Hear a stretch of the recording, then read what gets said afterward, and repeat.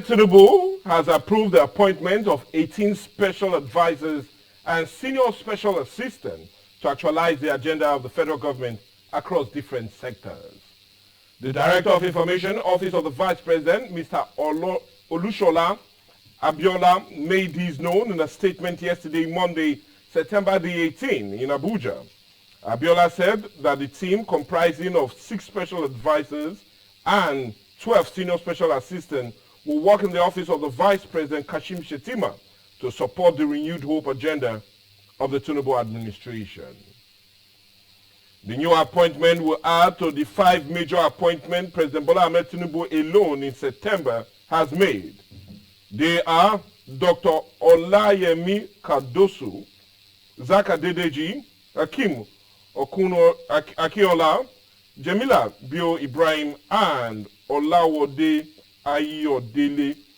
And having appointed 45 ministers, one of the largest since the return of democracy in 1999, many are not just questioning the number of appointments, but also they are looking at their wealth of experience and what they intend to bring to the table, knowing that the country is going through a lot.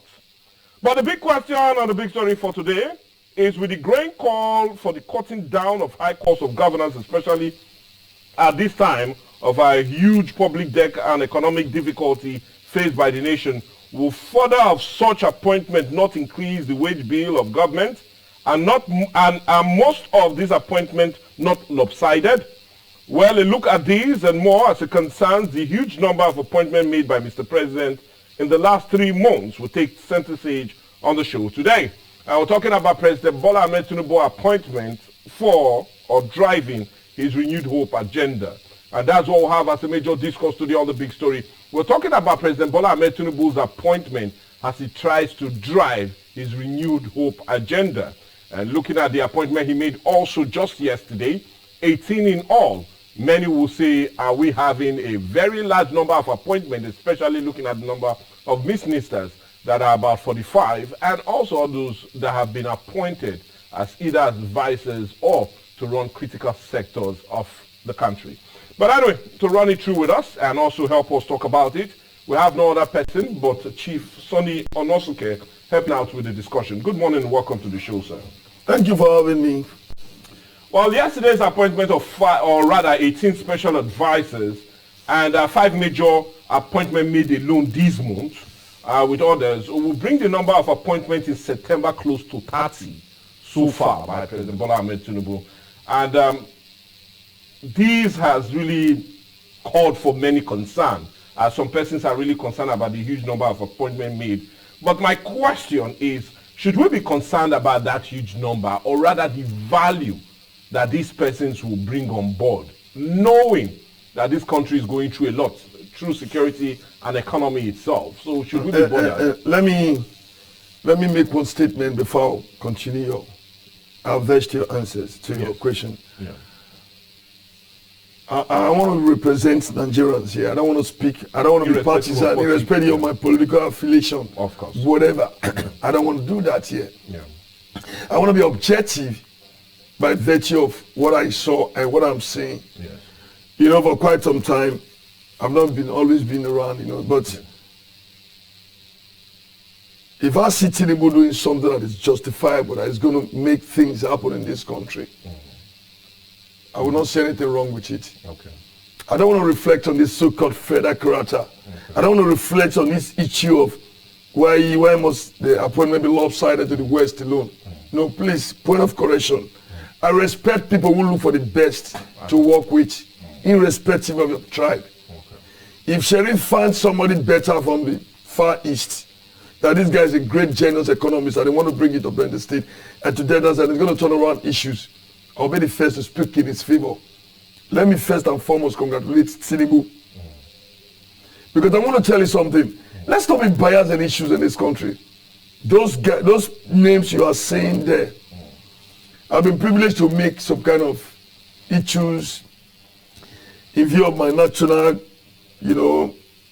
activism, the way they used to brand me. Yeah. I've been privileged to meet some of these people and persons, and I've been privileged to see their papers presentation. I know there are some lame dogs among the appointment, but I want to tell you something. 85% appointment They are extremely qualified to become what they are doing there. So we should not look at the numbers. But you don't look at the number this time around. We want this country to change around, irrespective of your political affiliation. Even I was thinking you invited me or wanted to discuss issues of why is the appointment lopsided. We'll look at that. That's one later. Of the, but for me, I just want to tell you, there's something very easy and clear. This is a country of almost 300 multi-ethnic tribes. Yeah. This is a country close to almost 300 million population. I don't want to talk about the landscape largeness. You really needed some good appointments to reach out to the grassroots. If I was asking, you say, what is the essence of special advisor media? What is the essence of special advisor press? We all know there's difference between, if you use the slogan, media and press. They happen in the White House, in the State Department. They happen in 10 Downing Street. So we see some kind of appointment in the United States. You keep wondering what's this in a department. You think you'll be looking at the department as if it's duplication of institutional functions. No, that's not true. There are specifics attached to such parastatals. So what am I saying here?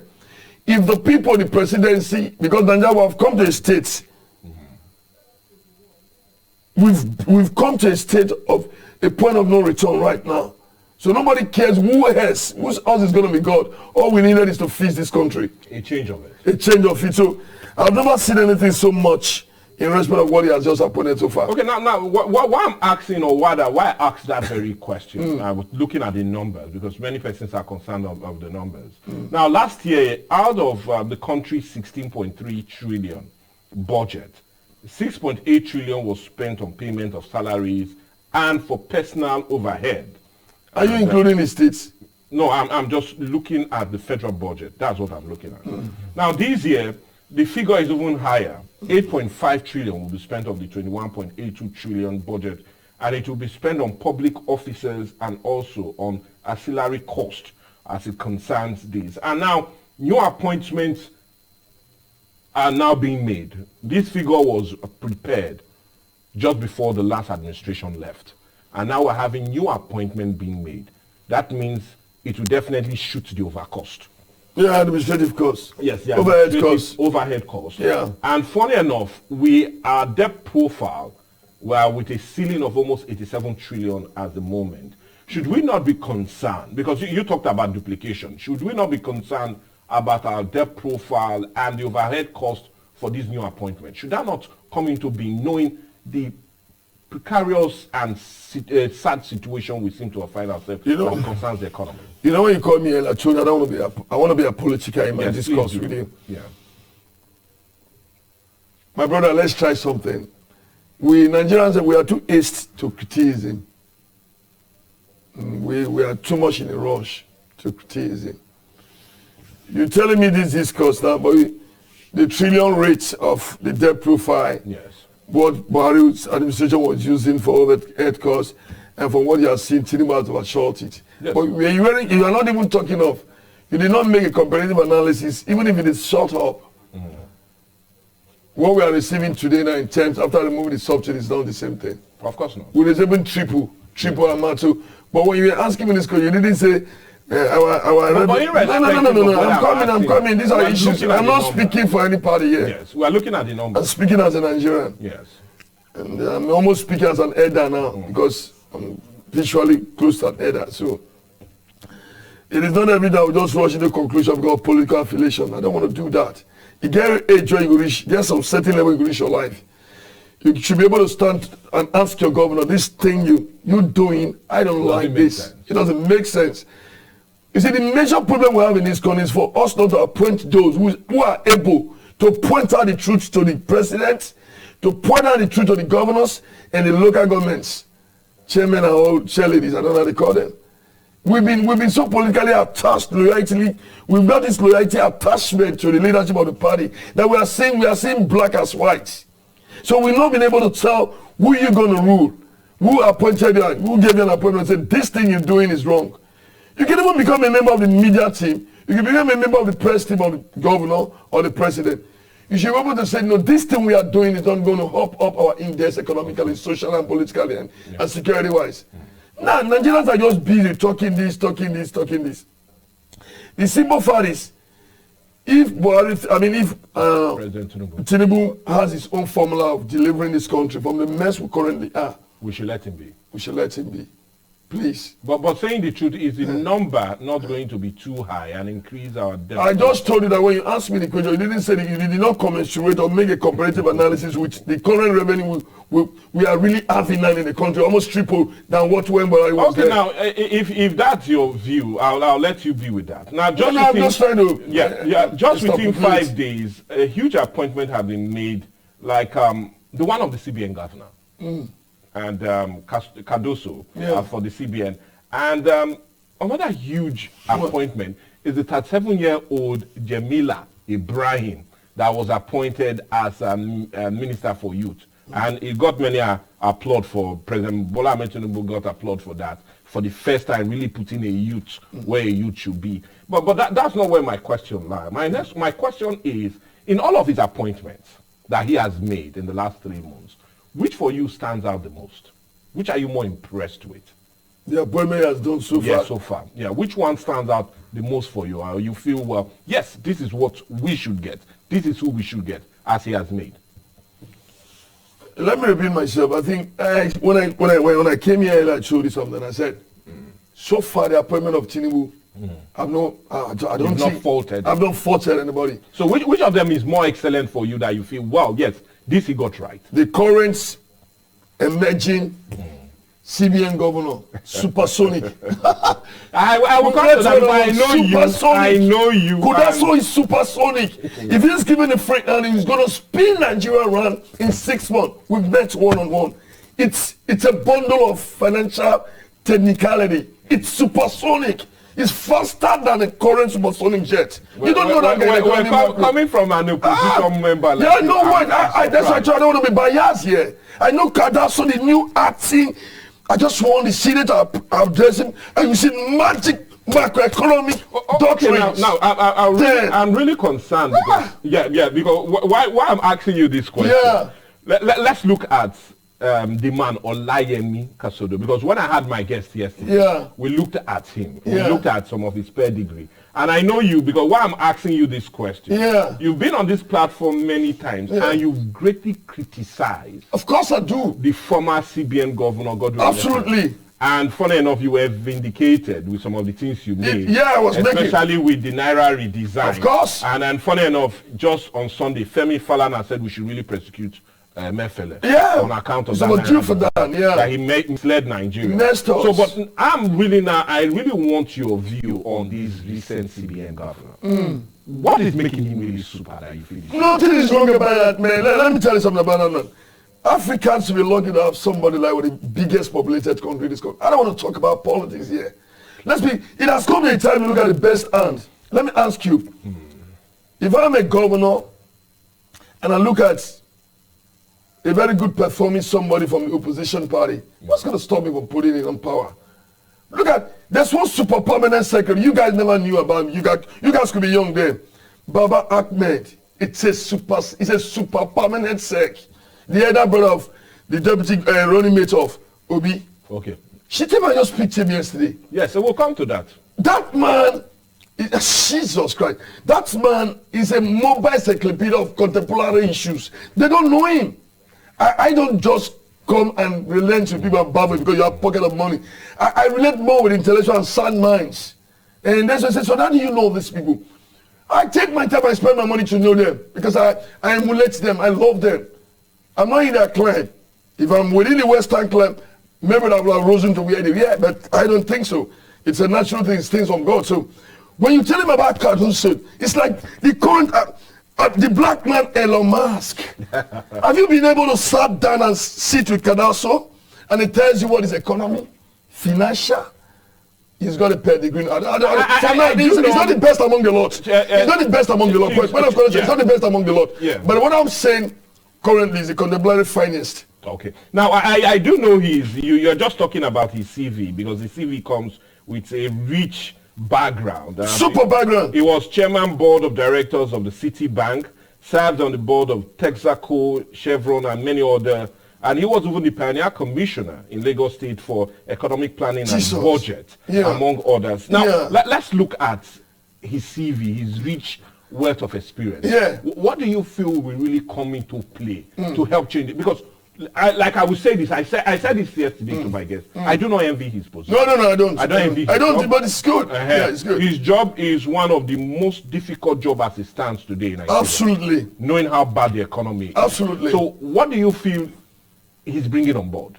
What do you feel his wealth of experience will bring to change the narrative? You don't need to go to Harvard or Yale, Cambridge, Oxford, London School of Economy to know the qualities, to know the richness of the rich content of a supersonic brain. Like, maybe I'm overrating him, I don't know, but among the Lord is not the best. Yeah. But for now, He's the man for the job. he's the man for the job. We need him. You see, when I use the word to equate to like Elon Musk currently, Yeah. you see, when you come close to people, you look at their history when he was in Chevron. Okay. You look at his history, his background, what he did when he was in Citicorp, Citibank. That's the word. You guys call it Citibank, we call it Citicorp. You know. So when you look at that guy when he was in City Corporation, look at when he was there. Pick his performance. Pick up the index table. Pick up the graphic table. What this guy did, and I helped Citibank turnover and profits and whatever you say probably before the next one and stuff like that. It was because you don't rate people because they have super brain. They talk. Where's the performance index? Where's the performance card? This guy's got a card. Now, when you look at the card, this period when he 5 years in Chevron, and you look at what happened and what they wrote about him, his presentations, and the profit margin and the growth of the profit index and all things like that, add them together. You know these guys. Let's not be coming to the public and start bamboozling the public with supersonic semantics. Yeah. You speak English, speak what's the common man in the street. Let them know what we're going through. Kadaso has got a... Jesus. This Kedaso, you don't met Kedaso? I'm not campaigning for him. But the problem I think is going to add with this party they call APC is interference. If you give Kedaso the free hand to run this economy, best, maybe even the president requested for something, the APC the president requested for anything, he said no. He needed the freedom. Like he told them, he told from the field last time, like he told them, I want to run like the FedEx in the US. Yeah. The chairman of the Federal Reserve Bank. Free hand. Oh, that's it needed. And that's why you see the FedEx in America controls even the Wall Street. You see, give this guy a free hand, and I'll tell you something. Irrespective of the APC, he's going to bullshit you. If you see the best and the finest ideology from the PDP, governors and PDP administration at the national level, Kudaso is going to pick it up. And let me tell you something on his behalf. If you interfere with him, he will resign. I know this man in person. I don't talk in air like this. He's not there for money, not there for name. The economy is in shambles. The past administration destroyed the fibers of this country economically. So we need people to fix this thing up. And that's one of the best, I think. Look at the praises from the north, east, central, and south side. Okay, nobody has ever come out. Nobody has come out. Great critics like Fala, they never came out and said this guy's not qualified. No. Let's not talk about tribal sentiment here. Kedaso is qualified. Among them, he's the best I've ever seen. Wow. In APC. Okay, well, anyway, as much as you've given him that high praise. He's not hype. I'm not trying to hype Kudaso. Okay. We know him before now. We know him. And he has never gotten a skirmish. He's not a superhuman, but nobody without some fallacies, nobody without some pitfalls, But this man, we'll do it. Okay, well, I'll plead with you to hold on, and I'll plead with also our listeners. Yeah. We need to go on a break now, but when we come back, we'll continue more discussion centered on the appointment of President Bola Ahmed Tinubu. Yes, many would, like Chief Onosuke has said, he's quite impressed with some of his appointments. Yeah. But the truth about it is many are also not too happy with his appointment, especially judging from the Senate. The issues that seems to be affecting the Senate president himself, Godswill Akpabio, is centered more on the appointment of President Bola Ahmed Tinubu, especially coming from the Northern Caucus, kicking that most of his appointments seems to be lopsided. We will definitely discuss all of this later on the second half of this very lovely discussion. Let's go on a break.